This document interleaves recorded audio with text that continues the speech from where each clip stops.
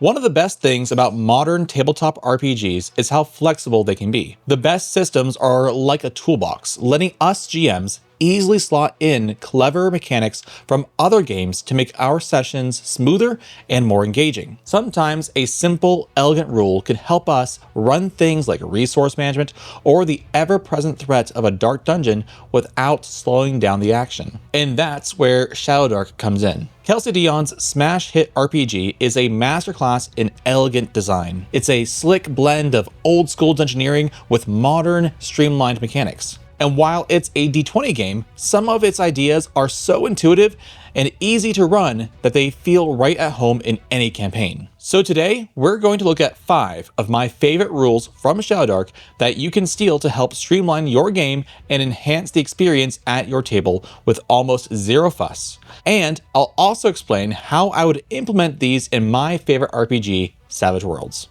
Honestly, when was the last time you actually calculated encumbrance? It's one of those things that often gets ignored because, let's face it, tracking individual pounds is a drag. It grinds the game to a halt and rarely adds the kind of pressure it's supposed to. Most of the time, we just eyeball it and say, yeah, you can probably carry that.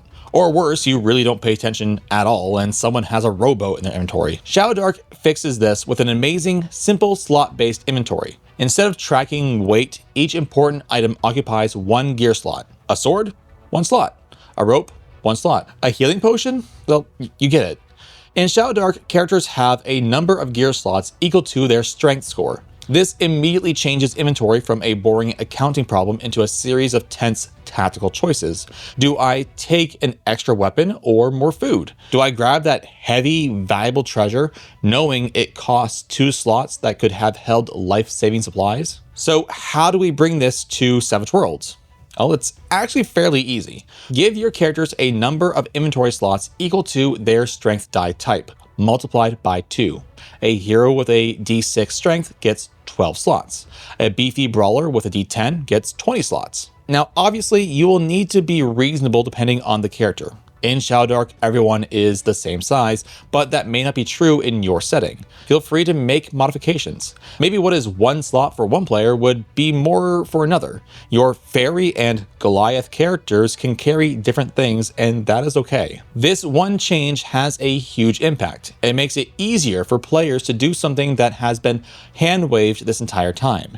It forces players to coordinate. Who's carrying the rope?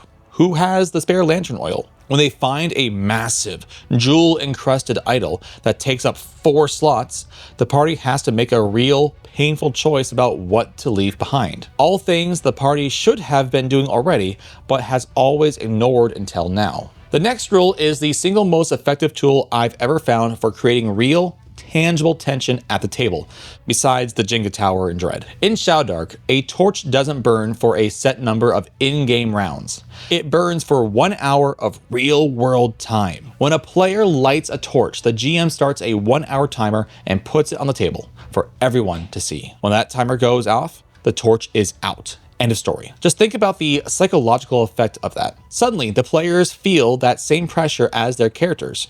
That 10-minute argument about which hallway to take, that's 10 minutes of precious light just burned away. That big combat that takes half an hour to get through, they'd better hope someone has another torch ready, because the darkness is coming. This rule single-handedly stops players from over-analyzing everything and forces them to make decisions. It creates the oppressive atmosphere of the dungeon by keeping the clock ticking. Your players might even start setting their own timers, anxiously watching the minutes disappear, which is exactly the kind of immersion we're after. Adapting this to Savage Worlds takes 0 mechanical changes. You just do it. The next time your players enter a dark cave or a derelict spaceship, pull out your phone, set a 60-minute timer, and place it on the table. Your torch is lit, you say. The clock is ticking. And it's very flexible. In a sci-fi game, it's maybe not a torch, it's the life support battery. In a modern horror game, it's the battery in their flashlight, or even scarier, their phone. The source doesn't matter. The real-time pressure is what counts. It forces your players to stop thinking like gamers and start thinking like survivors. Here's a hot take.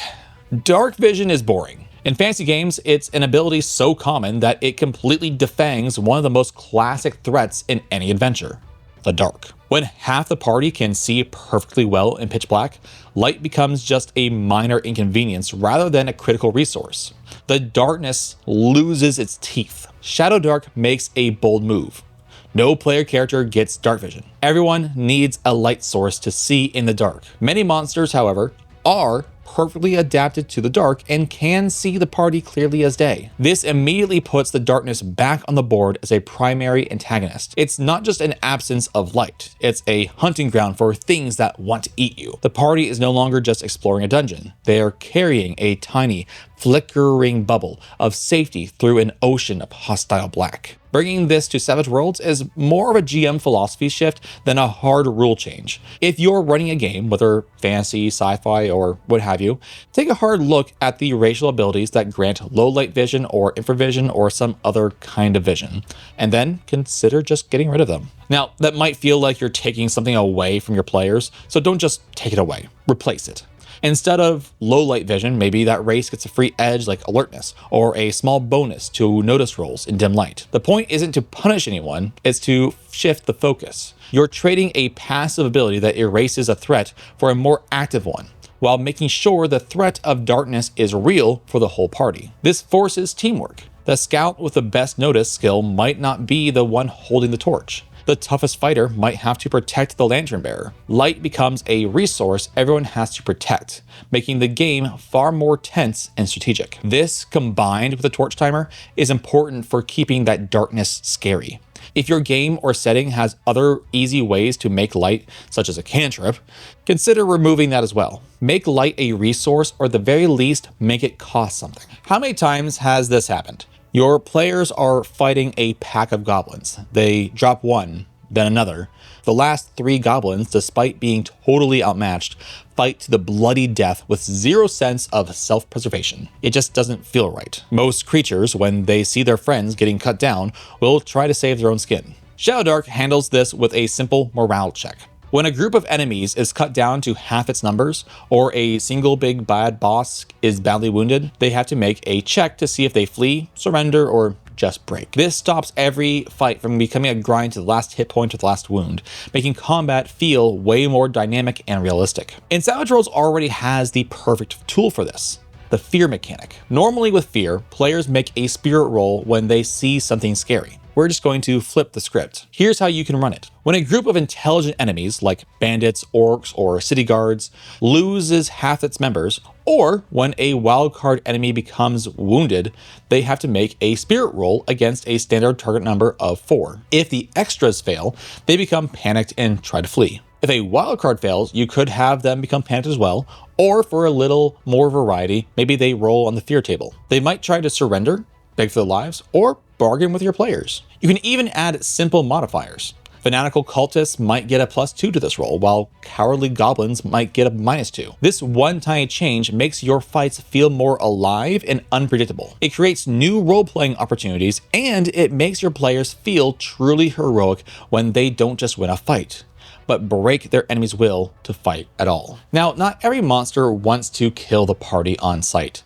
Sometimes it's hungry, sometimes it's scared, and sometimes it might even be willing to talk. The problem is that many games default to hostility, turning every new encounter into an initiative roll. This can make the worlds feel a little bit one-dimensional, where the only tool players ever need is a sword. Shadowdark uses a simple 2d6 reaction table to figure out a monster's initial attitude.